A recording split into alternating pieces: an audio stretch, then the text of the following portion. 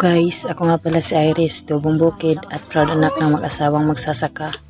Magluluto nga pala kami ngayon ng mais, kaya nandito kami sa maisa ni Papa. Kasama ko nga pala ang pamangkin ko at ang anak ng kapitbahay namin. 6 na piraso lang pala ang kinuha namin, baka kasi hindi maubos dahil ilan lang naman kasi kami ang kakain.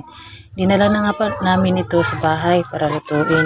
Tinulungan na nga pala nila akong balatan ang bawat piraso. Tapos siguro baka hindi pa kainin mamaya. Tapos ay nilagyan ko nga rin pala ito ng tubig. Nilagyan ko rin ng kaunting asin at isinalang na sa apoy. Habang hinihintay ko nga itong maluto ay nagkita ko naglalaro ang dalawang to. Ang sweet kasing tinan kaya binidyohan ko na.